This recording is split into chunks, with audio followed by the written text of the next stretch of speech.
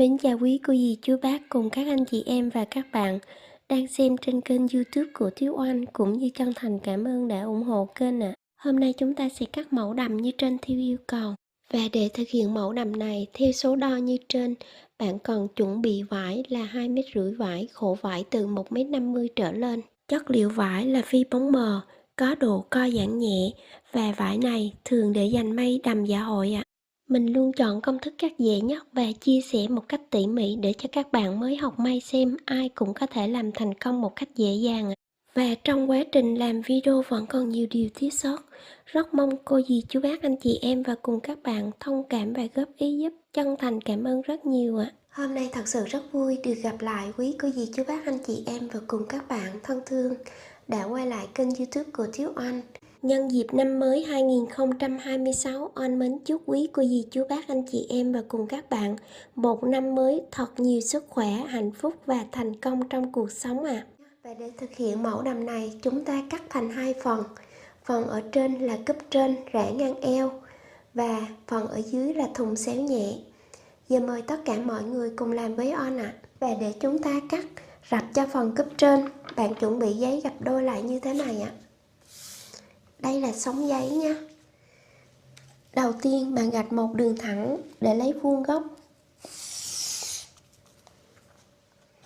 Và các bạn lưu ý, trong video thường là mình chia sẻ size trung bình là M. Nếu các bạn thường mặc size M thì các bạn có thể lấy theo thông số của trong video của mình.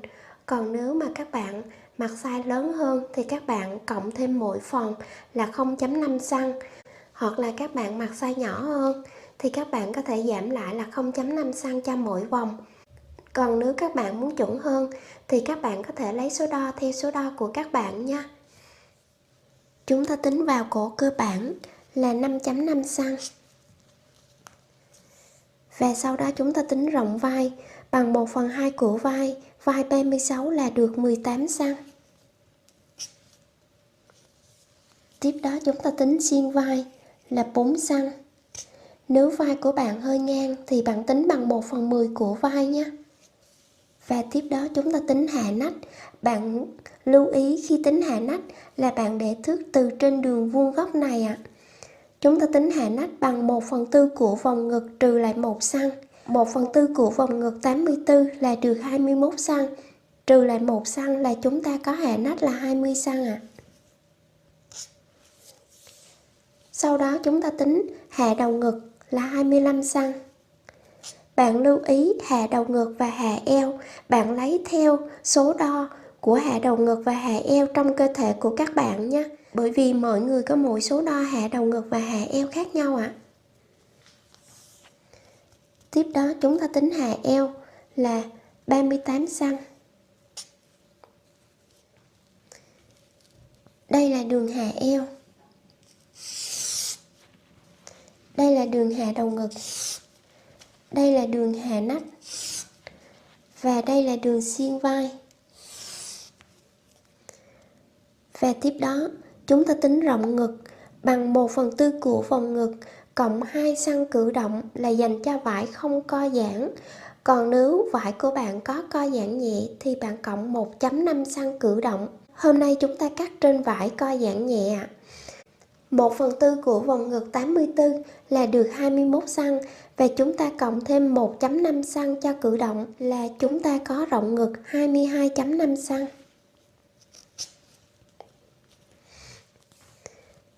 Và tiếp đó chúng ta tính rộng eo bằng 1/4 của vòng eo cộng 3 cm bên và cộng 0,5 cm cho cử động. Cho vải co giãn nhẹ, còn nếu vải không co giãn thì bạn cộng 1 cm cho cử động. 1/4 của vòng eo 70 là được 17,5 cm và cộng thêm 3,5 cm là chúng ta có rộng eo 21 cm. Sau đó chúng ta vẽ sườn. Bạn lưu ý, ngay điểm đầu sườn, bạn vẽ thẳng xuống khoảng 1,5 cho đến 2 cm. Sau đó bạn mới uốn cong vẽ đường sườn. Và tiếp đó đây là đầu vai cơ bản. Bạn lấy vào là 2 cm. Và tiếp đó từ điểm 2 cm này, bạn để thước thẳng vuông góc như thế này. bạn vẽ thẳng xuống để chúng ta lấy độ sâu cho hốc nách tay ạ. Và sau đó đường hạ nách tay này bạn chia ra lấy 1/3 tính từ dưới lên ạ. Và tiếp đó từ ở ngay điểm đầu vai bạn vẽ hơi cong nhẹ xuống ngay điểm 1/3, sau đó điểm 1/3 bạn vẽ cong hốc nách tay lại ạ. Chúng ta có hốc nách tay như thế này. Nếu bạn muốn vẽ cho chính xác thì bạn để chéo thước như thế này và sau đó bạn chia ra làm đôi. Sau đó thì điểm này bạn cũng chia ra làm đôi và bạn cũng chia điểm này ra làm đôi. Giữa góc này thì có ngay điểm giữa này của hốc nách tay nha. Hoặc là bạn cũng có thể lấy ra là 2.5 cm để chúng ta lấy độ sâu ạ. Và tiếp đó chúng ta tính vào bên là 9 cm.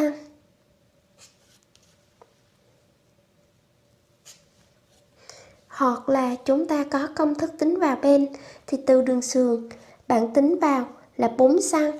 Sau đó từ điểm 4 cm ra đến điểm sống vải thì bạn chia ra lấy 1/2 để bạn lấy đường đầu bên nhé. Đây là mình chia ra đây ạ. Lấy đầu bên nè.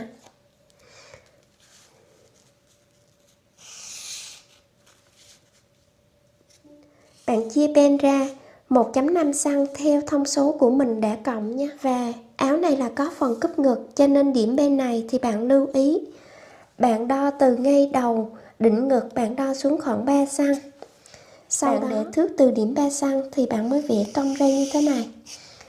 Còn ngay chỗ này thì chúng ta có một đường cong nhẹ để khi chúng ta vẽ cúp ngực để chúng ta có đầu chân ngực tròn và đẹp hơn, không bị nhọn ạ.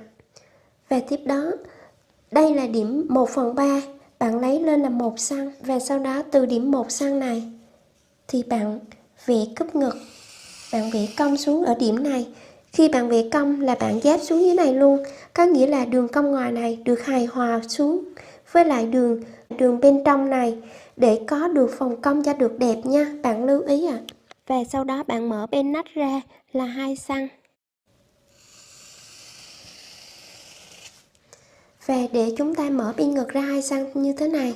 Đây là điểm hạ nách cơ bản, bạn lấy thêm xuống là 2 cm.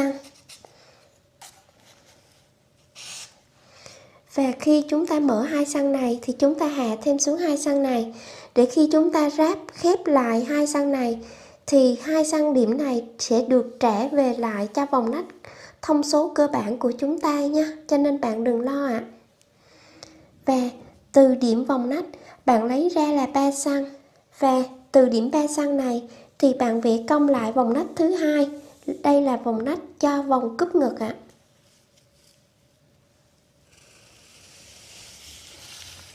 Bạn lưu ý bạn vẽ độ cong của vòng nách thứ hai này cho hơi cong một chút để khi chúng ta mặc tay áo thì ngay chỗ đường cong ở dưới, ngay chỗ vòng nách trước không bị xếp mí nha. Nách sau thì chúng ta còn cạn hơn là bởi vì để chúng ta mu tay ra phía trước là cử động, còn nách trước là chúng ta vẽ hơi cong một chút để khi chúng ta thả tay xuống là không bị xếp mí ạ. Các bạn lưu ý chỗ này giúp mình ạ. Để đo đường thẳng để được chính xác hơn thì bạn để thước từ ngay điểm hạ nách dưới nè đến điểm 3 cm này thì bạn lấy một dấu, sau đó bạn đo ra như thế này là chúng ta có ra một cái vòng này là 3 cm nhé. Có nghĩa là độ cong của vòng nách này là 3 cm so với đường thẳng ạ. Mình nói chỗ này hơi nhiều một chút, nếu các bạn đã biết qua rồi thì các bạn bỏ qua giúp mình ạ. Và mẫu cổ của áo đầm này thì cổ tròn thuyền nhẹ. Và tiếp đó chúng ta tính vào cổ là bằng 1/5 của vòng cổ cộng 3 cm. 1/5 của vòng cổ 35 cm là được 7 cm. Và cộng thêm 3 cm là chúng ta vào cổ là 10 cm. Và vào cổ áo và xuống cổ còn phụ thuộc vào sở thích của các bạn nữa nha. Và cổ áo như mẫu là chúng ta tính vào cổ là 10 cm ạ.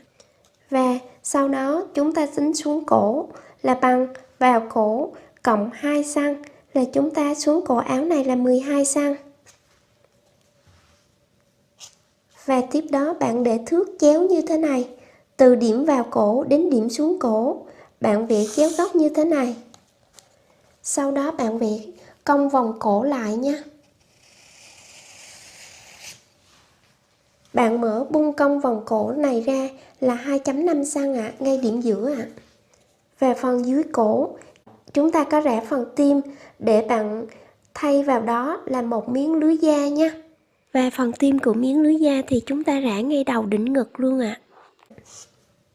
Và sau đó, từ ở sống giấy, bạn lấy vào là 2,5 cm, có nghĩa là chúng ta mở phần trên này độ rộng ra là khoảng 5 cm ạ.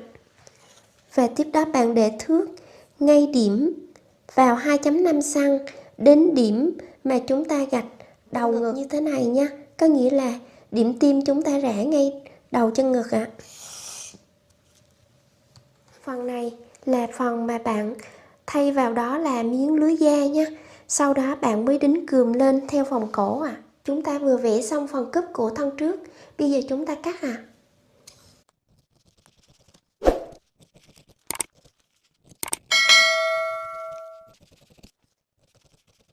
Bạn lưu ý khi bạn cắt phần ở dưới chân ben thì bạn cắt nhô xuống một chút như thế này nha. Để khi bạn may đường cúp lại thì ngay điểm này sẽ không bị hụt và nó sẽ được thẳng cái đường eo của bạn hơn ạ. Và sau đó bạn gọt điều chỉnh ngay đường eo lại một chút nha. Giờ mời các bạn cùng mình tiếp tục cắt phần cúp trên cho thân sau của đầm. Và phần cúp trên của thân sau, bạn xếp giấy lại như thế này ạ, bởi vì chúng ta rã sống lưng sau nha. Ví dụ đây là 2 mí giấy xếp lại ạ. Và từ mí giấy, bạn gạch một đường thẳng khoảng 1,5 cm ở sống lưng sau. Và tiếp đó bạn đặt thân trước lên thân sau như thế này. Bạn lưu ý sống giấy của thân trước trùng lên với đường 1,5 cm của thân sau như thế này cho thật thẳng nha. Và đây là đầu vai của thân trước. Bạn lấy lên 2 cm để chúng ta lấy chòm vai cho thân sau. Bạn lấy đều 2 cm ạ.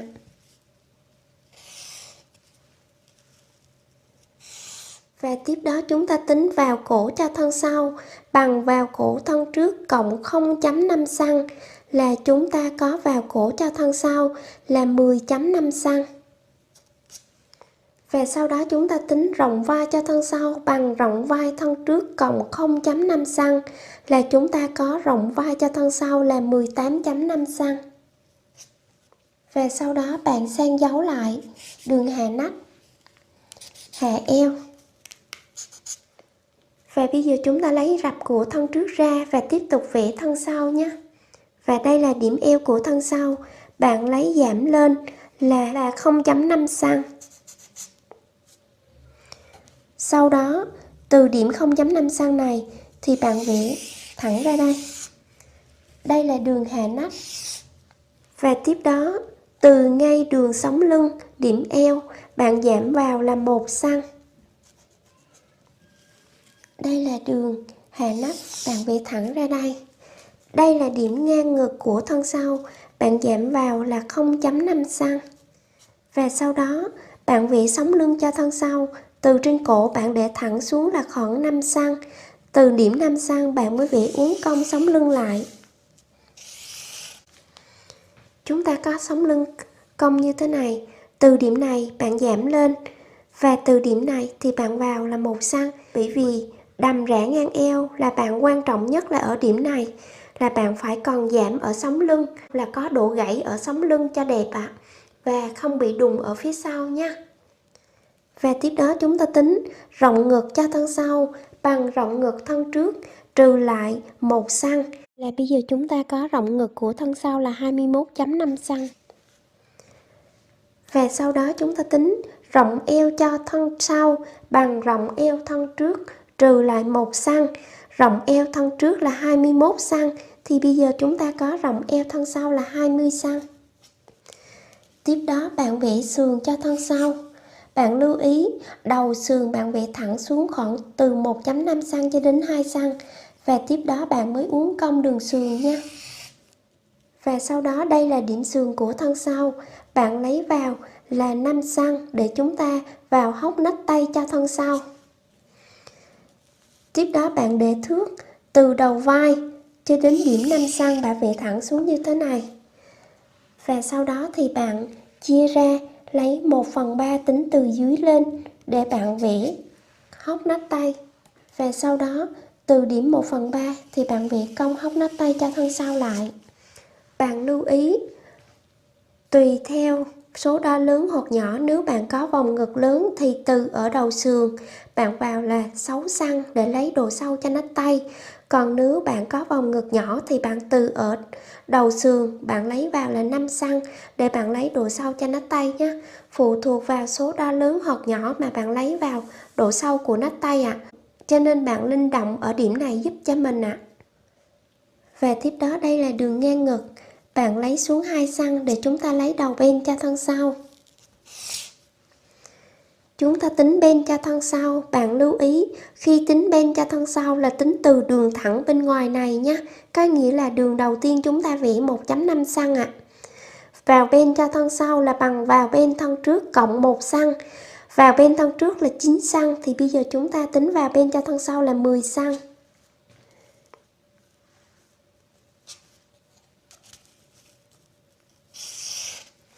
Bạn chia bên cho thân sau là 2.5 cm.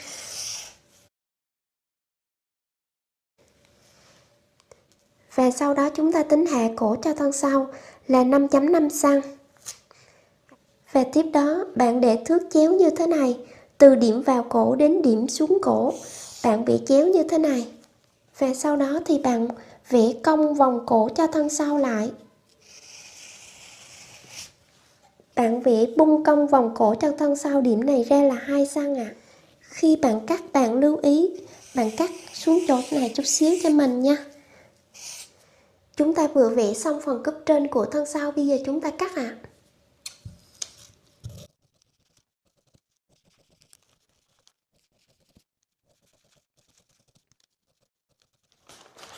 Chúng ta có thân sau như thế này. Khi bạn chiết bên lại là bạn điều chỉnh lại đường này giúp giùm mình nhé, cho được thẳng ạ. Giờ mời tất cả mọi người cùng mình tiếp tục cắt tay áo. Và mẫu tay áo này có phần nhún nhẹ ở trên vai ạ. Chúng ta chuẩn bị rập giấy, bạn gập đôi lại như thế này ạ. Đây là sóng giấy nha. Từ trên đầu giấy bạn lấy xuống là khoảng 5 cm.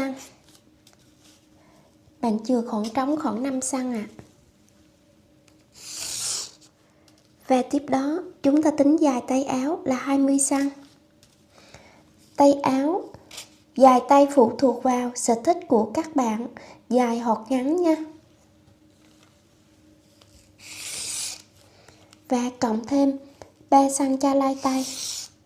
Và sau đó chúng ta tính hạ độ sâu cho nách tay bằng hạ nách trong thân áo chia 2 cộng 4 cm. Hạ nách trong thân áo là 20 cm, chia 2 là được 10 cm và cộng thêm 4 cm là chúng ta có hạ độ sâu nách tay áo này là 14 cm.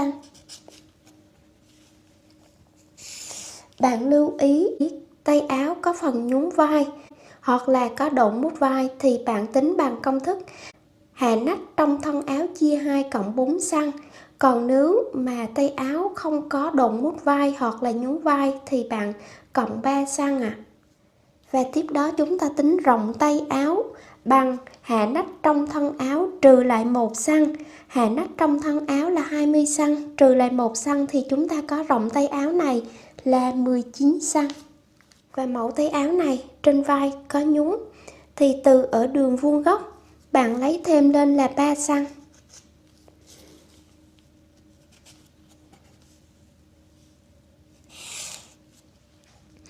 Và tiếp đó từ ở sóng giấy bạn lấy vào là 5 cm. Sau đó bạn để thước như thế này. Bạn vẽ chéo như thế này.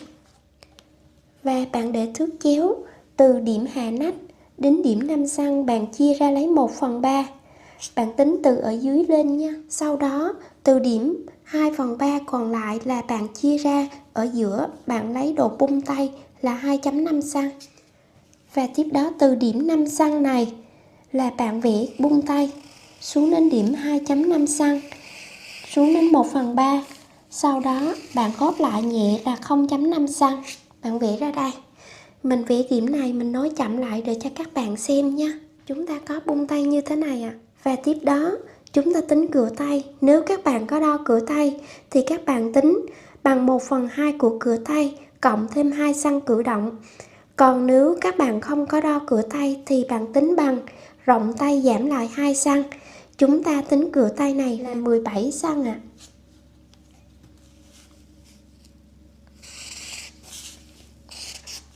Ngay điểm cửa tay này, đây là điểm cửa tay và đây là lai tay, thì bạn vẽ hơi vỡn ra một chút khi bạn gặp lai tay là để đủ cái độ xòe này nhé. Chúng ta vừa vẽ xong rặp tay, bây giờ chúng ta cắt ạ. Đây là tay dài y như trong mẫu. Còn nếu bạn muốn đổi lại mẫu tay đùi con ngắn thì đây là điểm mà dài tay nè. Bạn đo xuống dài tay của bạn là bao nhiêu? Ví dụ đây là 13 xăng thì bắt đầu từ 13 xăng này thì bạn vẽ cong nhẹ xuống như thế này. Có nghĩa là ngay điểm này chúng ta có độ cong nhẹ, và mẫu lai tay này thì bạn phải còn nẹp để khi chúng ta mặc lên là đặt ngay điểm cong này, là để chúng ta có cái độ ôm của bắp tay lại nha. Các bạn lưu ý giúp mình ạ. Mẫu tay chúng ta có 2 phông tay, thì bạn muốn sở thích tay như thế nào thì bạn cũng có thể làm ạ. Và đây là tim tay áo. Và từ tim tay áo bạn gọt nhẹ giảm lại 1 xăng để chúng ta lấy nách trước nha. Bạn giảm xuống ngay điểm của 1/3 mà chúng ta hốt vào đây ạ. Sau đó bạn gạch nách trước. Và khi bạn may tay áo thì bạn lưu ý bạn may 2 đường chỉ từ ngay điểm của 1/3 nè. Bạn may 2 đường chỉ đi song song nhẹ đến ngay điểm 1/3 bên này. Sau đó bạn mới lật qua bên trái. Ví dụ đây là bên phải và bạn lật qua bên trái thì bạn mới rút 2 cái đường chỉ. Bạn nắm 2 đường chỉ bên trái, bạn rút lại. Tại sao chúng ta rút bên trái để có độ nhún? Là bởi vì chúng ta rút bên trái để khi có độ nhún bung lên bên phải là tay áo của bạn được đứng và được bung lên cho đẹp nha. Đó là cách nhún và đứng bung tay để cho đẹp ạ. Và chúng ta quay lại thân trước. Thì phần thân trước bạn rã cái điểm này ra. Và khi bạn rã xong, bạn cắt phần này là phần của miếng lưới nha. Và sau đó chúng ta rã phần cúp ra. Bạn rã phần cúp ra như thế này. Sau đó bạn đặt trên vải bạn cắt. Bạn chừa đường may ở chỗ này là 0,5 xăng. Cổ bạn cũng chừa là 0,5 xăng hoặc là 0,7 xăng nha. Vai là 1 xăng. Ở đường may của phần cúp là 1 xăng cho đường may. Đây cũng vậy, 1 xăng cho đường may. Và đường sườn là bạn chừa 1,5 xăng cho đến 2 xăng. Sau đó bạn đặt trên vải, bạn cắt ở sống rập giấy này trùng lên với sống vải. Và sau đó thì bạn mới chừa đường may ở điểm này ra. Và bạn chừa đều hết. Còn phần cúp thì bạn vẫn đặt như thế này. Sau đó bạn chừa cái khoảng cúp này ra là 2 xăng. Có nghĩa là 1 xăng cho đường may ở bên phần giữa và 1 xăng cho đường may phần cúp sườn. Sau đó thì ở điểm này bạn vẫn chừa ra 1 xăng đều. Đó, bạn chừa đường may ra như thế này. Nhưng mình khuyên một câu chân thành là bạn đừng cắt ở trên vải như thế này, nhưng mà bạn cắt ở trên von. Có nghĩa là khi bạn may một cái đầm dạ hội thì phần cúp trên toàn bộ bạn đều cắt trên von, nó sẽ đẹp hơn là cắt trên vải. Có nghĩa là bạn cắt trên von như thế này, sau đó bạn mới ép ở trên vải. Thì khi bạn may là phần cúp trên này là 2 lớp von sẽ được đứng phần cúp của bạn và sẽ đẹp. Đây là phần lưới ở phần giữa. Bạn cắt von là bạn chừa đường may cũng y như trên vải luôn. Và sau đó thì bạn ép trên vải. Sau đó thì bạn cắt ra. Ở phần này là nhân 4. Ở đây nhân 2. Có nghĩa là 2 lớp, lớp trong và lớp ngoài. Đây là 4 miếng cho hai bên. Đó, mẫu đầm này là buộc bạn phải cắt phần cúp trên là 2 lớp ạ, cho nó đẹp. Bởi vì chúng ta có phần lộn của phần lưới này. Đây ạ. Và sau đó thì bạn mới đính đá theo cái phần xuống để tôn cái đầm lên cho nó đẹp ạ. Bây giờ chúng ta dán phần cúp lại để cho các bạn xem phần cúp của chúng ta nhé.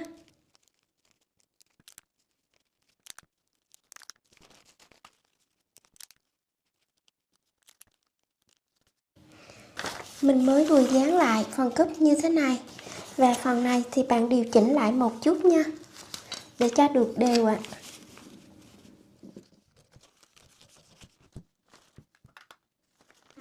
Và phần đây là phần lưới ở giữa, may miếng lưới, và bạn sẽ đính đá theo xung quanh của phần cổ xuống dưới này, theo y như trong mẫu ạ. Đó, chúng ta có phần đá nhẹ nha. Đây ạ. Cắt nẹp của thân sau thì bạn chuẩn bị một miếng giấy đôi như thế này nha. Đây ạ. Thì khi bạn cắt nẹp thì bạn chừa cái điểm này ra. Bạn lưu ý, bởi vì phần này là chúng ta có đường may của dây kéo ạ. Sau đó thì bạn vẫn chừa ra, thì bạn cắt như thế này. Và đường may của phần vai nữa nha, nhưng tạm thời mình cắt như thế này thôi ạ.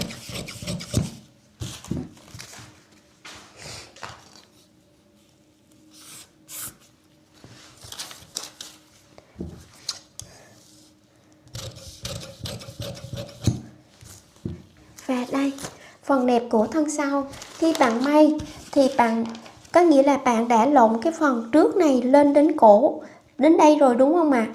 Tiếp đó bạn mới may thân sau, vai của thân sau và vai thân trước của lớp ngoài, bạn may lại. Và phần nẹp này thì vai của phần nẹp bạn may trùng lên cái vai của lớp trong. Lớp trong cái này là hai lớp á. Phần vai của lớp trong và phần vai của phần nẹp này bạn may dính lại. Và tiếp đó thì bắt đầu bạn mới nẹp từ ở điểm mà chúng ta dừng. Nẹp từ ở điểm mà chúng ta dừng nè. Bạn mới lọt ra, bạn nẹp tiếp lên ra phần sau này, và sau này là vô dây kéo. Với lại phần nẹp này. Phần nẹp này thì chúng ta cắt ra như thế này ạ. Đó, bạn thấy không ạ? Thì sau đó thì bạn mới nẹp ra. Đó. Đây là cái cách may vẫn lộn, nhưng mà bạn khéo tỉ mỉ một chút ở ngay điểm này ạ. Bởi vì sao mà mình kêu là bạn quan trọng là trước khi bạn may cúp là bạn phải lộn cái phần này trước để nó không bị vướng, và ngay cái điểm này bạn bấm cho thật kỹ nha. Sau đó thì bạn mới may phần cúp vô để không bị vướng và được gọn và đẹp hơn. Giờ mời các bạn cùng mình tiếp tục cắt thùng đầm. Và mẫu thùng đầm này là thùng đầm xéo nhẹ, cho nên hôm nay chúng ta dùng bằng phương pháp cắt giãn rập ạ. Và bạn còn chuẩn bị giấy là gập đôi lại như thế này ạ. Chúng ta gạch một đường thẳng trên đầu vải. Và tiếp đó chúng ta tính dài đầm. Và bạn lưu ý, dài đầm này thì rã ngang eo, cho nên là bạn để thước trồi lên ngay cái điểm rã của phần eo, là hồi nãy chúng ta rã là 38 cm là hạ eo ạ. Cho nên bạn để thước trồi lên 38 cm ở điểm này nha. Và dài đầm phụ thuộc vào theo số đo của các bạn, chiều dài bao nhiêu ạ. Mẫu áo đầm này mình tính cho chiều dài là 120 cm. Và cộng thêm 2 cm cho lai đầm là 122 cm.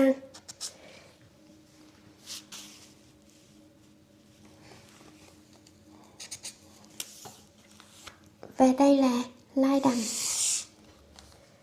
Và sau đó chúng ta tính rộng eo bằng 1/4 của vòng eo. 1/4 của vòng eo 70 là được 17,5 cm. Bạn lấy dấu 17,5 cm nha. Và chúng ta cũng lấy dấu đều là 17,5 cm.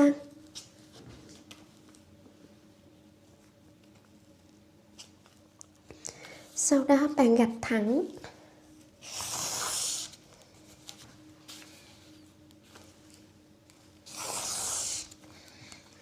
Và bây giờ bạn cắt ra như thế này ạ.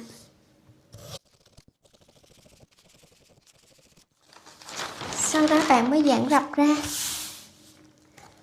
Và bây giờ chúng ta chia giãn rập ra. Thì nếu vòng eo của bạn hơi lớn thì bạn chia ra làm 6 phần. Còn nếu vòng eo của bạn trung bình từ 70 cm trở xuống thì bạn chia làm 5 phần. Hôm nay là vòng eo 70 cho nên chúng ta chia ra làm 5 phần, là mỗi phần là được 7 cm. 7, 14, 21, 28. Đây ạ. Bạn chia ra làm 5 phần như thế này, 1, 2, 3, 4, 5. Và đây cũng vậy.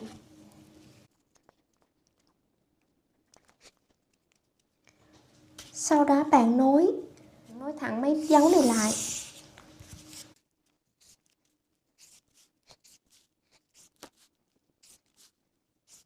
Bạn gạch nối lại mấy dấu này, sau đó chúng ta cắt ra.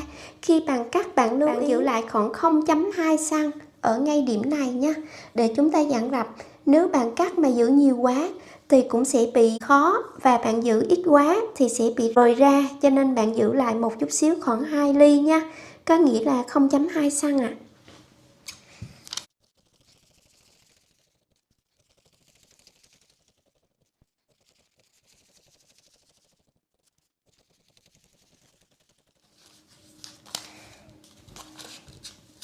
Rạch ra như thế này thì độ xòe phụ thuộc vào sở thích của mình là xòe nhiều hoặc ít nha. Chúng ta có hai cách xếp vải. Nếu mà vòng mông của bạn hơi lép thì bạn có thể cắt thùng nằm hơi rộng ra một chút để cho nó cân đối lại với cái phần ngực ở trên của các bạn. Thì bạn cắt thùng nằm rộng ra, là mình ví dụ đây là dành cho thùng nằm rộng nha. Bạn xếp gập đôi lại chiều dài vải và khổ vải bạn trải rộng ra hết. Thì sau đó ngay ở điểm này, mình ví dụ ngay cái góc nè, đây có một cái góc nè, bạn thấy không ạ? Góc bàn nè, mình ví dụ đây là cái góc vải mà bạn xếp vải gập đôi lại như thế này, thì ngay đây là đường biên vải và đây là đường sống vải. Thì nếu mà mông của bạn hơi lép thì bạn cũng có thể cắt hết cái khổ rộng vải luôn, là có nghĩa đường tròn này là của vòng eo này.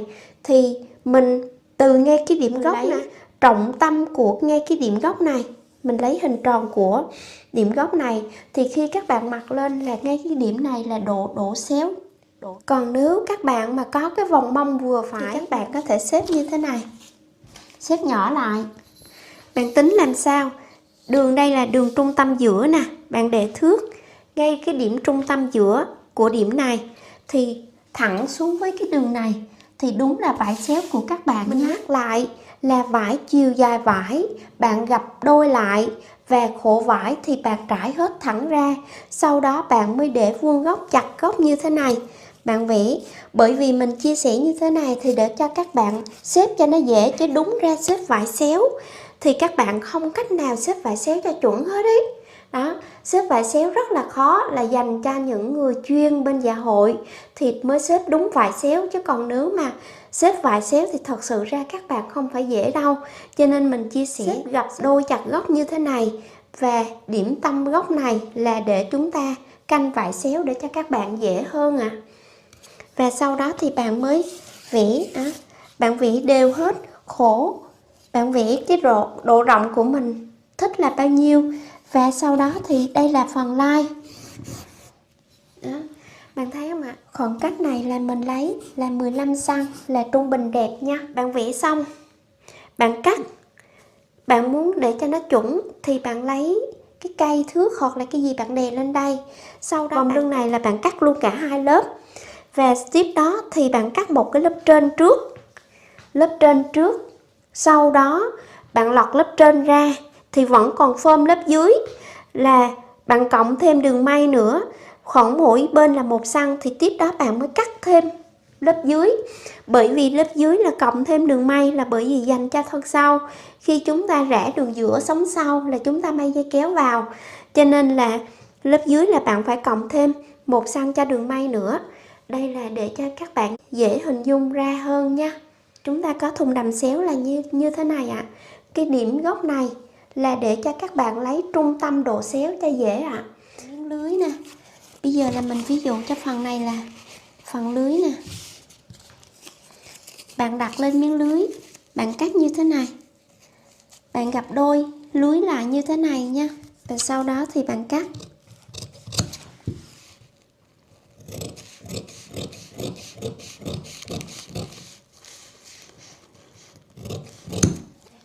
Bạn lưu ý miếng lưới này là bạn cắt chừa đường may ra như thế này nha. Đây ạ, chúng ta có chừa đường may như thế này ạ. Đây là khi bạn may vào, là bạn may phần này vào là nó như thế này. Đây mình ví dụ cho các bạn là form của chúng ta là như thế này ạ. Và đây là phần tay áo, có hơi nhún nhẹ ở trên vai là phần lưới nha. Bạn lưu ý ạ. Và mình vừa hoàn thành xong mẫu áo đầm như trên. Hy vọng các bạn yêu mến kênh của mình xin tặng cho mình một like và một đăng ký kênh. Cũng đồng thời nhờ các bạn chia sẻ kênh giúp mình, chân thành cảm ơn rất nhiều. Chúc tất cả mọi người luôn thật nhiều sức khỏe, hạnh phúc và thành công trong cuộc sống. Hẹn gặp lại video mới ạ.